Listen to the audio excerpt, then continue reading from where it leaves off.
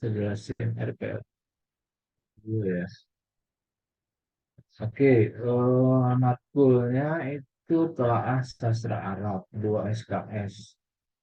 Jadi biasanya memang kalau mata kuliah ini saya yang mampu. Kalau dulu anak 20 itu Profesor karena waktu itu biasanya sih saya anak 19 kemarin saya anak 20 eh, Bujubek Bujubek Profesor karena waktu itu Profesor mata kuliahnya nggak ada jadi ini.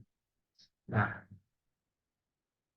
deskripsi mata kuliah. Jadi mata kuliah ini tujuannya agar mahasiswa itu mampu mengapresiasi karya sastra Arab khususnya ya. Baik itu prosa, prosa itu kalau dalam bahasa Arab namanya an-nasr atau puisi. Puisi itu syair. Nah, nanti materinya mencakup jadi genre sastra Arab,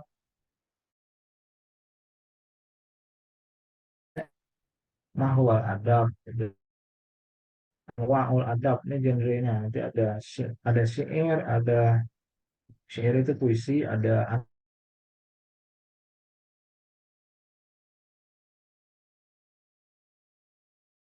novel, ada cerpen, kisah pasiro, ada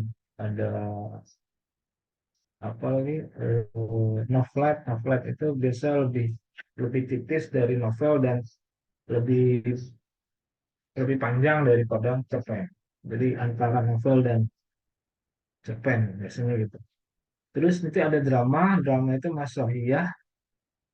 Dramanya di sini maksudnya drama, teks dramanya ya. Nanti kita menganalisis teks drama. Kemudian balaghah. Nah, ini pendekatan dalam studi sastra Arab.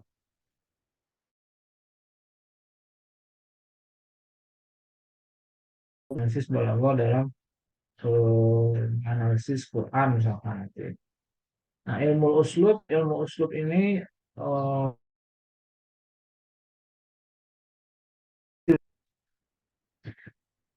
jadi melihat gaya bahasa dalam sastra Arab, termasuk balaghah juga sih.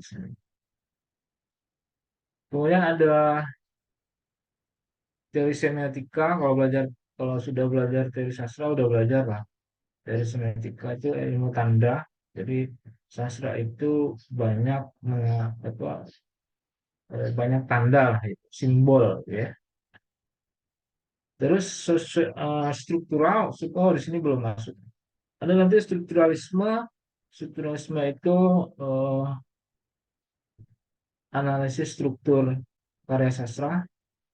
Jadi melihat sisi sastra sebagai sebuah karya sastra, bukan ada unsur luarnya. Jadi melihat struktur teks sastra Arab khususnya nanti ya. Kemudian ada sosiologi sastra. Sosiologi sastra itu ilmu ijtima al-adabi atau sosiologi al-adab. Sosiologi sastra ini nanti melihat sastra dari aspek luarnya. Jadi melihat sastra itu sebagai eh, dipengaruhi oleh konteks sosial. Nanti saya akan jelasin. Kemudian ada psikologi sastra, psikologi atul adab atau ilmu nafsil adabi. Ini melihat sastra sebagai gejala kejiwaan. Nah, dilihat dari aspek pengarangnya. Kalau cerita itu nanti dilihat bagaimana karakter psikologis tokoh. Kalau di novel ya, ada tokoh utamanya seperti apa, dan tokoh pembantunya seperti apa. Dan itu yang membentuk cerita. Ada emosinya di situ. Terus teori feminisme atau kalau kita kenal itu istilah dengan gender, atau kalau dalam sastra Arab namanya al-adabun nisawi, sastra feminisme. Jadi melihat, jadi feminisme ini kan teori sosial. Jadi melihat dominasi laki-laki dalam novel misalnya. Misalkan gini, kebanyakan novel-novel Arab atau novel-novel kita lah di Indonesia itu didominasi oleh budaya patriarkal atau patrilineal, jadi budaya kelaki-lakian atau kebapaan. Nah, kita melihat bagaimana nih diskriminasi dalam cerita novel, kemudian bagaimana citra perempuan digambarkan dalam novel, gitu-gitulah ya. Nah, jadi ini beberapa subkajian yang nanti kita. Jadi setelah metode ini kalian diharapkan mampu mengapresiasi karya sastra atau mengkritik karya sastra lewat pendekatan-pendekatan ini. Terus ini materi pokoknya. Jadi kita pertama ada sastra Arab, ada Arabi, pengertian dan jenisnya. Kalau belajar teori sastra mungkin sudah sastra itu apa? Sastra itu apa? Ah, nggak tahu. Hah? Nah, itu ya. Jadi al-adabul arabi huwa al-adab, apa itu sastra? Misalkan ya, nanti dari berbagai pengertian, terus jenisnya, jenisnya seperti apa? Jenisnya ini lebih lebih spesifik dibahasnya di sini lah. Di genre sama saja sih sebenarnya. Genre kalau kata orang nanti gitu ya. Genre-nya itu apa? Nanti ada eh, genre.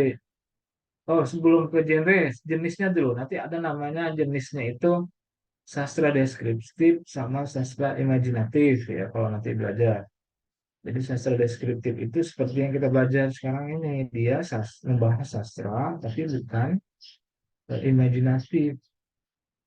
Jadi teori sastra, ilmu sastra apa yang dikenal dengan sebutan al-ulumul adabiyah ya. Nah itu kayak tarikh adab, sejarah sastra, terus kritik sastra, teori sastra itu masuk juga dalam pembahasan adab sastra. Nah, kalau genrenya nanti lebih ke macam-macamnya nih. Ada tadi puisi atau syair, terus ada prosa. Prosa itu nanti ada riwayah, ada novel, ada kisah, qasirah, cerpen, ada masrahiyah, ada drama. Nah, ini nanti kita bahas juga. Terus pendekatan terhadap sastra intrinsik dan ekstrinsik. Intrinsik itu anasir dafiliyah. Jadi unsur dalam sastra itu apa aja? Kalau novel misalkan unsur unsur di dalamnya itu ada tema, terus ada saksiah, penokohan, terus ada gaya bahasa, setting, plot, plot cerita, dan lain-lainnya. Nah, itu unsur intrinsik. Ekstrinsik karya sastra apa? Ekstrinsik itu nanti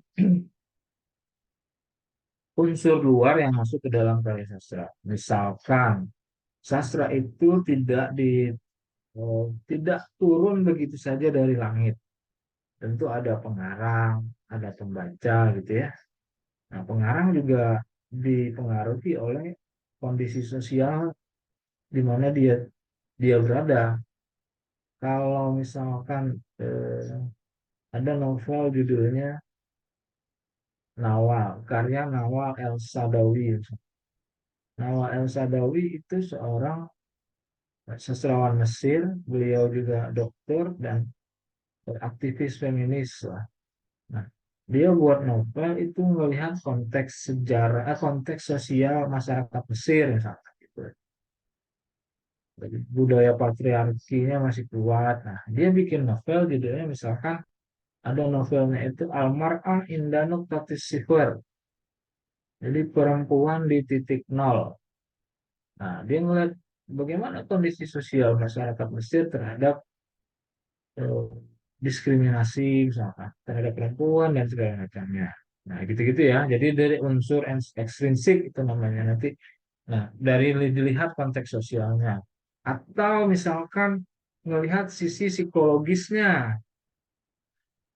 Jadi ada ekstrinsik itu ada ilmu bantu dari luar yang masuk ke dalam karya sastra nanti. Jadi cara menganalisisnya gitu. Misalkan psikologi, eh, judul novel eh, Al-Karnak. Karnak itu karyanya Najib Mahfuz. Karnak itu nama sebuah kafe di Mesir. Jadi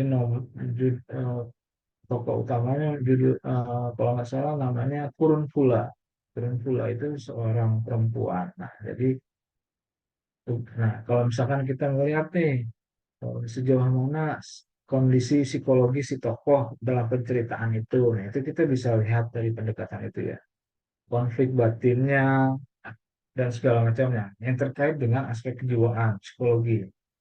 Itu kalau dari aspek eh, psikologi dan lain-lain lah pokoknya nanti ya, itu ekstrinsik, al-kharijiyah. Terus strukturalisme dalam sastra Arab. Nah, strukturalisme ini kalau dalam bahasa Arab namanya al-binyawiyah. Jadi bina struktur. Nah, melihat struktur dalam sastra Arab itu seperti apa? Tadi ya, yang dilihat itu sastra, ya sastra itu untuk karya sastra itu, atau kalau dalam bahasa ininya seni untuk seni. Jadi bukan untuk yang lain gitu. Nah, maka nanti ketika melihat misalkan yang analisis struktur puisi Arab, apa sih yang membentuk karya sastra itu? Misalkan kalau puisi itu tema, kemudian rimanya seperti apa, irama, wazan kalau dalam sastra Arab itu di syair itu ya. Ada wazannya, ada kofiyahnya, ada uslub, gaya bahasanya gitu ya. Nah, gaya bahasa juga macam-macam nanti. Majasnya, terus similenya, dan lain-lain. Kemudian analisis struktural prosa Arab. Nah, nanti kita ngelihat bagaimana menganalisis struktur novel dan cerpen misalkan. Jadi ya, kalau novel ada tema, ada plot, ada setting, ada gaya bahasa, penapohan, dan sebagainya. Cerpen juga seperti itu. Nah, terus yang terakhir, apa kemudian ada analisis struktur drama Arab. Nah, ini drama Arab juga nanti kita coba analisis.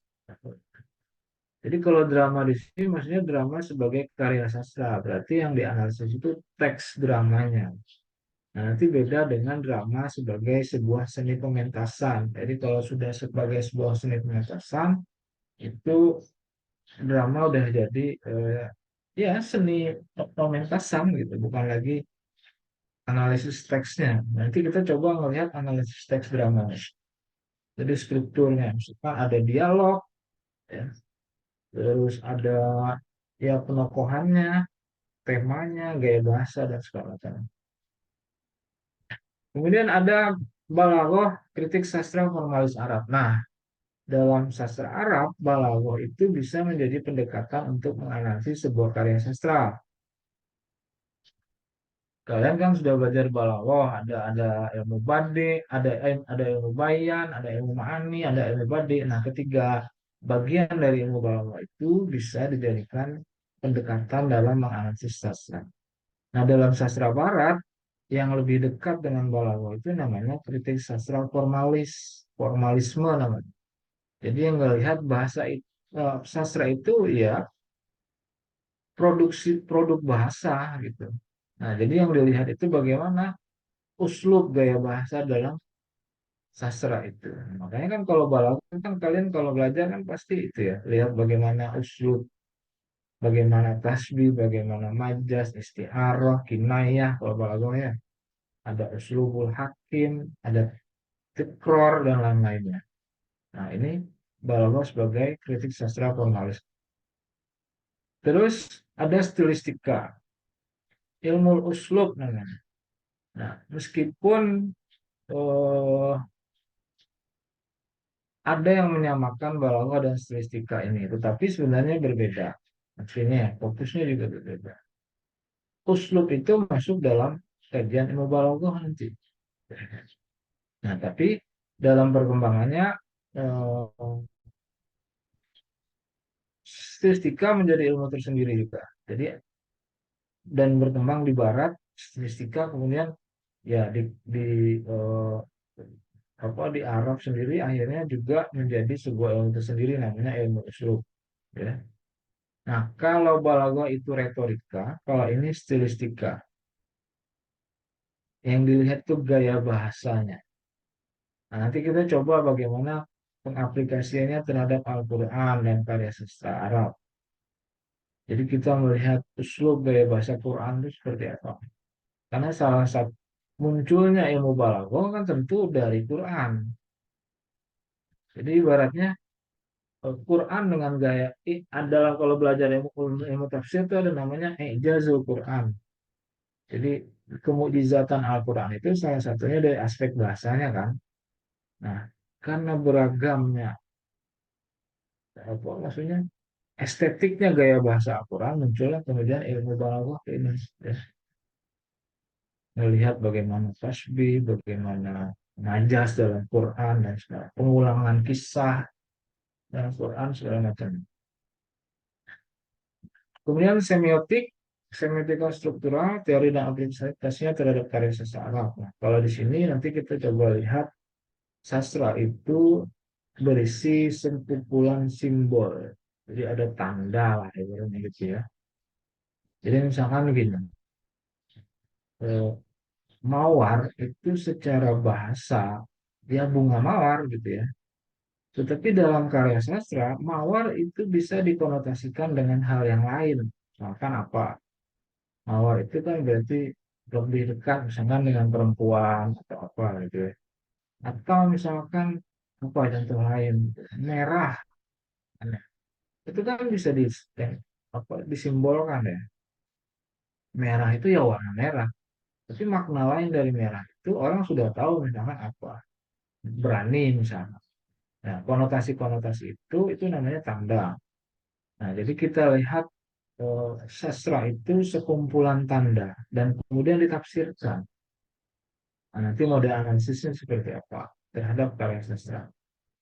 Terus sosiologi sastra. Nah, ini sudah masuk dalam pembahasan tentang aspek luar yang masuk ke dalam karya sastra. Nah, kalau ke sosiologi sastra itu lebih ke melihat sastra itu diciptakan oleh pengarang, tidak langsung turun dari langit, tapi ada konteks sosial yang mengitari si pengarang. Misalkan ideologinya, pandangan-pandangan si pengarang, nah, setting sosial ketika novel itu apa eh, muncul gitu, lahir. Nah, misalkan contoh ada novel judulnya Azra Jakarta, karangan seorang novelis Mesir, Najib Al-Kilani namanya. Nah, Najib Al-Kilani buat novel judulnya Azra Jakarta, Gadis Jakarta. Nah, itu kalau dilihat dari setting sosialnya, itu menceritakan Indonesia. Jadi seorang apa? Ya ibaratnya tokoh utamanya itu aktivis lah, gitu ya. Jadi kalau kalau itu menceritakan tentang komunisme lah dia masih zaman-zaman komunisme gitu lah ya. PKI lah kalau kita di Indonesia itu gitu. Nah, itu melihat. Jadi kalau kita kaji sosiologi secara sosiologi, nah melihat tuh setting sosialnya seperti apa novel itu muncul gitu ya, dikaitkan dengan konteks sosialnya. Atau misalkan puisi-puisinya Mahmud Darwis, seorang penyair Palestina, buat puisi judulnya Asyik min Filastin, pencinta dari Palestina. Nah, kalau dikaji secara sosiologi, lihat nih, ini puisinya Darwis itu bicara tentang kritik sosial terhadap ya kolonialisme, itulah ya kolonialisme yang ya penjajahan di Palestina gitu. Nah, jadi melihat sastra itu kalau dari aspek sosiologi itu dikaitkan dengan konteks sosial. Nah, itu kalau sosiologi sastra. Jadi menganalisisnya nanti dibantu dengan ilmu-ilmu sosial, sosiologi khususnya ya. Jadi lihat teorinya siapa. Kalau nanti mau buat skripsi dengan tema-tema sastra. Kemudian psikologi sastra. Nah, psikologi Abdul Adab. Kalau psikologi sastra ini lebih ke melihat sastra sebagai gejala kejiwaan. Jadi melihatnya bisa dari aspek pengarang, bisa dari aspek tokoh dalam penceritaan. seorang penyair misalkan membuat apa puisi tentang misalkan tentang keresahan hatinya, sedih gitu-gitu. Nah, itu kan dilihat dari aspek kejiwaan bisa tuh. Oh, ternyata pengarang ini seperti ini gitu. Ketika buat puisi ini. Atau misalkan dalam novel, novel, nah kalian pengen melihat konflik batin tokoh utama dalam penceritaan. Misalkan kita pilih novelnya siapa ya? Novelnya Ihsan Abdul Qudus, judulnya Nasitu An-Nimro'ah. Saya lupa bahwa saya itu perempuan. Dia seorang wanita karir, misalkan. Nah, sampai dia lupa bahwa di kodratnya dia itu di budaya patriarki Mesir itu sebagai seorang perempuan gitu. Ibaratnya gitu. Nah, ngelihat konflik batinnya itu seperti apa. Nah, jadi kita ngelihat konflik batin tokoh dalam penceritaan itu dianalisis lewat pendekatan psikologi sastra itu. Jadi bisa pakai teorinya siapa lah. Nah, teori-teori psikologi semacam Sigmund Freud gitu ya, atau Carl Jung atau Carl Jung namanya itu. Nah, itu melihat aspek psikologi dalam penceritaan, baik di novel maupun cerpen. Puisi juga bisa, kalau mau. Terus ada isu gender dan feminisme dalam karya sastra Arab. Gender itu perbedaan jenis kelamin, ya. Nah, itu juga jadi isu sosial sebenarnya. Misalkan, kalau laki-laki harus kerja, sementara perempuan ya cukup di rumah saja, misalkan. Nah, itu kan konstruksi sosial yang membentuk pemikiran kita gitu ya, bahwa yang namanya laki-laki itu yang mencari duit, sementara eh, perempuan ya udah di rumah masak, ngurus anak dan sebagainya. Nah, sementara kan feminisme menolak itu, menolaknya maksudnya ya kodratnya laki-laki dan perempuan itu setara, ibaratnya gitu. Jadi kalau laki-laki punya kesempatan untuk ini, ya perempuan juga punya kesempatan untuk itu. Nah, makanya nanti kita coba lihat contoh di karya sastra Arab seperti apa penggambaran itu gitu lah. Jadi bagaimana perempuan dikonstruksi secara sosial, dicitrakan secara sosial. Oh, seperti ini gitu. Oh, terdiskriminasi lah, selalu mendapat posisi yang setelah laki-laki dan segala macamnya. Nah, makanya novel-novelis feminis seperti tadi Nawal itu umumnya menggunakan tokoh wanita sebagai tokoh utamanya, tokoh perempuan sebagai tokoh utamanya. Nah, jarang tokoh-tokoh, ya kalau novel-novel lain kan menggunakan laki-laki misalnya sebagai tokoh utama, tapi kalau novel-novel Nawal itu menjadikan perempuan sebagai tokoh utama penceritaan. Nah, jadi nanti eh, ada lagi nanti saya kasih contoh satu lagi postkolonial atau Mabak dan Istikmariyah. Jadi postkolonialisme itu sastra-sastra pasca perang lah kalau bisa dibilang gitu ya. Postkolonial. Misalkan ada kemarin anak 18 bimbingan saya bahas tentang novel apa Arijal, pokoknya laki-laki di bawah matahari. Arijal tahta syams, karangan Ghassan Kanafani. Ghassan Kanafani ini seorang sastrawan Palestina juga. Nah, melihat bagaimana pencitraan tokoh dalam cerita itu selalu misalkan kalau kita lihat dari kacamata postkolonialisme, jadi aspek-aspek kolonial itu masih membekas tuh karakter tokoh di dalam cerita itu. Sama kayak kita nih, misalkan kita ini kan orang yang pernah dijajah gitu ya, perasaan insecure misalkan, itu kan hasil jajahan. Jadi kalau kalian memandang orang Barat itu sebagai ras yang paling baik, misalkan ya, nah itu kan ya hasil dari kolonialisme itu. Kita merasa kita ini orang yang terjajah. Bekas-bekas itu masih masuk dalam alam pikiran kita. Gitulah pokoknya. Nanti dilihat bagaimana karakter tokoh dalam penceritaan melalui kacamata postkolonialisme itu ya.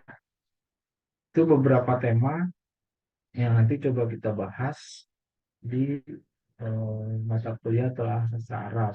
Nanti ini juga bisa jadi contoh analisis ketika kalian misalkan ada yang punya minat terhadap penelitian sastra Arab gitu. Skripsi yang tema-tema tentang sastra Arab gitu ya. Karena ada banyak lah, sudah mulai banyak peminatnya karya-karya sastra Arab. Rata-rata tuh kalau dengan saya ada berapa orang ya bimbingan tentang sastra ini. Novel, cerpen, puisi gitu ya. Nah, nanti bisa jadi pilihan juga untuk kalian yang punya minat terhadap kajian-kajian semua nulis skripsi gitu ya. Oke, terus ini perkuliahan kita online ya. Udah ada hybrid kita. Salah ya. Ya, nanti kita modelnya program dan saya akan kasih jelaskan ini lah bagaimana tugasnya. Kemudian ujian tengah semester dan ujian akhir semester. Nah, untuk ujian akhir semester, saya pengen nanti kalian menganalisis novel Arab, ya, novel Arab,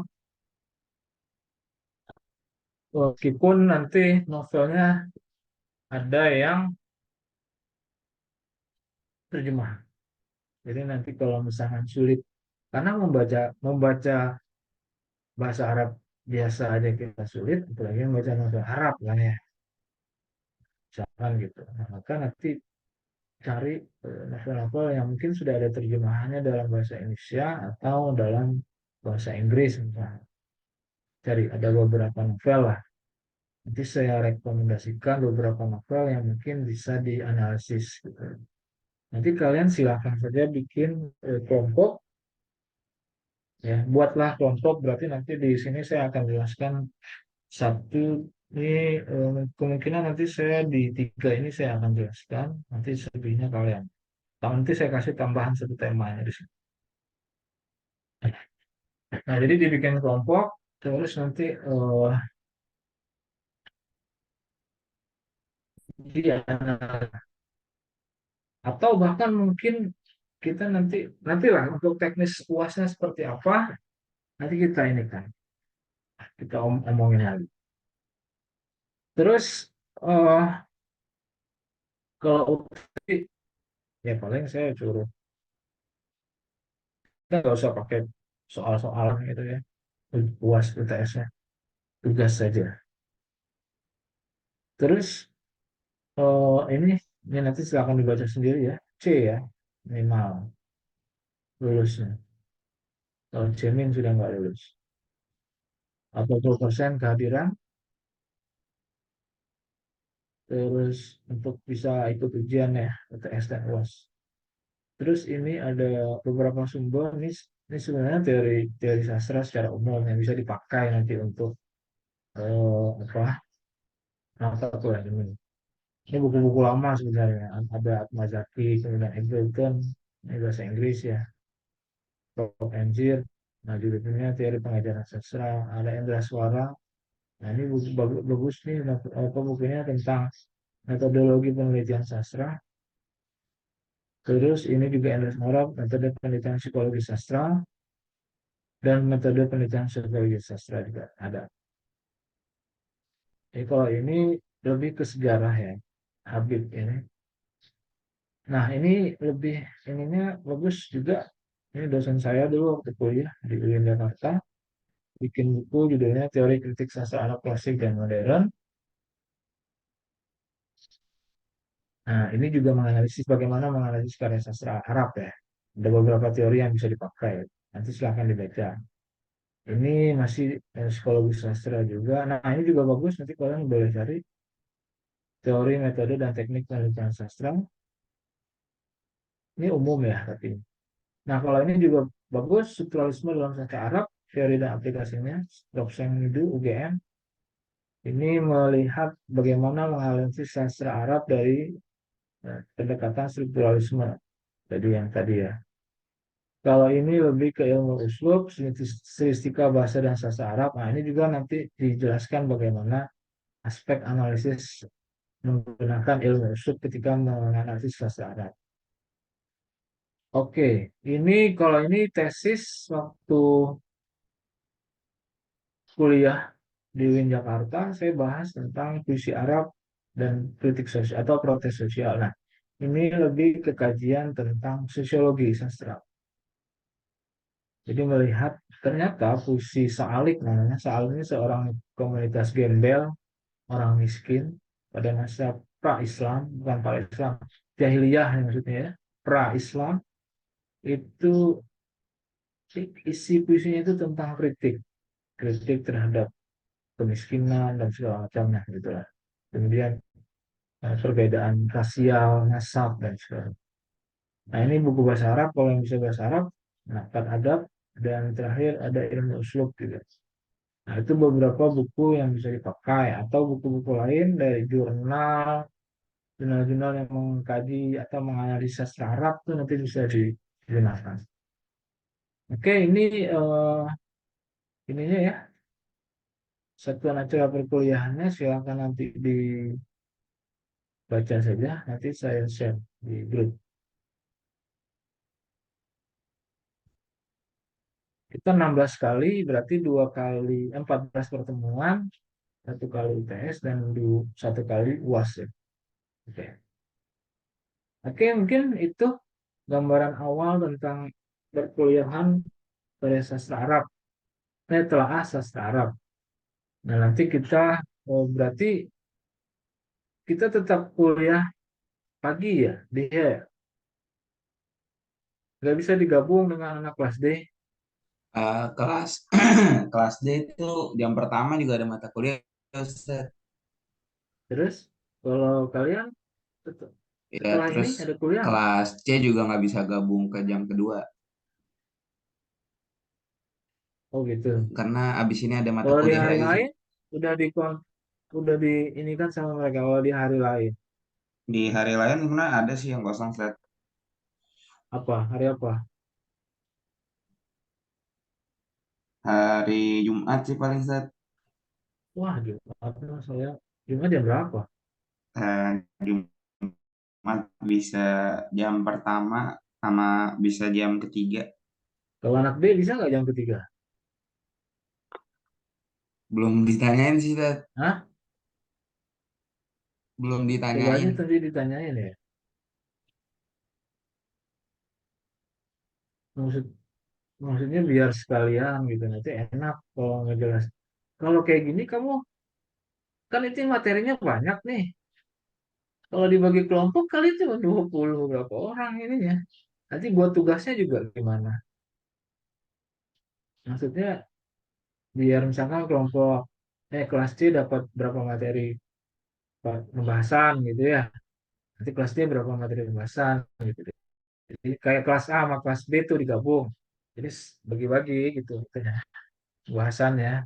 Kalau kalian 22 apalagi tinggal 19. Tinggal 19 orang, nanti berapa orang satu kelompoknya? Nah, gitu maksudnya ya. Nanti tolong nanti saya masuk nih setelah ini ke jam 10 nanti dengan anak kelas D. Nanti saya coba ini lagi dah. Berarti hari saya tuh yang nggak kosong itu Senin kosong. Selasa anak kelas B jadinya pindah ke Selasa. Rabu saya cuma satu mata kuliah tuh. Rabu. Kamis ada juga anak kelas A terjemah. Nah, nanti diomongin lagi lah untuk itunya ya. Biar kita bisa gabung. Jadi tugasnya nggak berat kalian eh, cuman 19 nanti jadi satu-satu tugasnya. Kalau gitu dua ya. Maksudnya biar di bagian kelas C berapa pembahasan, kelas D berapa pembahasan, gitu ya. Oke, terus kita kita kan kuliahnya online, daring.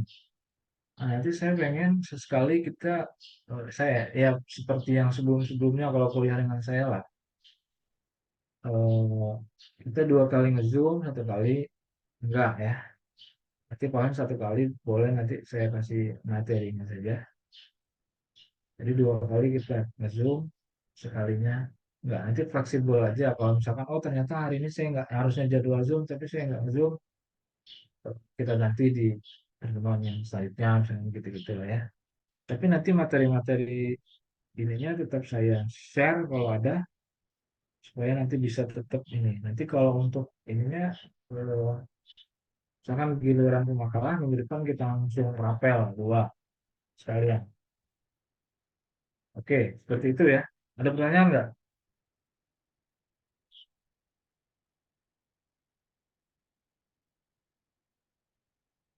Hmm?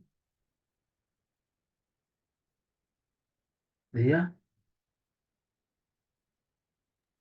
Cukup Ustaz. yang lain, mata kuliah lain sudah pada masuk nggak? Oh, sudah ya?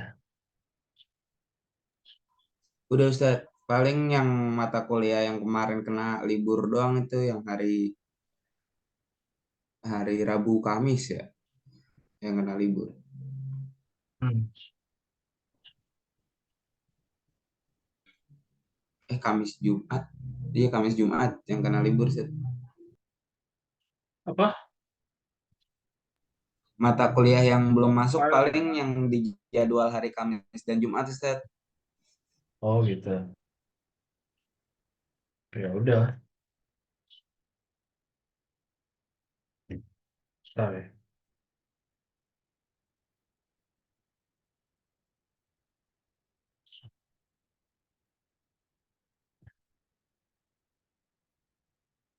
Oke, kalau gitu kita mulainya matkulnya minggu depan ya. Jadi hari ini cukup ini aja, eh, pertemuan awal saja dulu. Insya Allah kita mulai, nanti langsung 2 lah materinya nih. Saya nanti berarti materinya nanti tentang, kalau sempat nanti ya kita langsung 2 materi itu tentang adab, sastra Arab dan genrenya itu. Langsung itu nanti saya share materinya minggu depan. Jadi nanti di pertemuan berikutnya lagi, eh, pendekatan adab sastra Arab.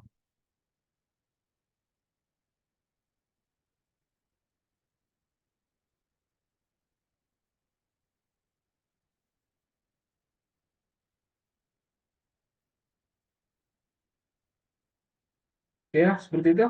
Nggak ada pertanyaan lagi nih.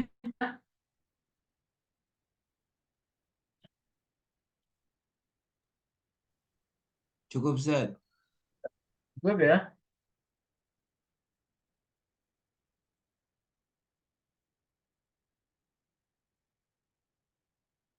Oke, kalau gitu ya cukup ya untuk pertemuan pertama. Nanti, eh, minggu depan insya Allah kita baru mulai materinya. Oke, Bro. Assalamualaikum warahmatullahi wabarakatuh.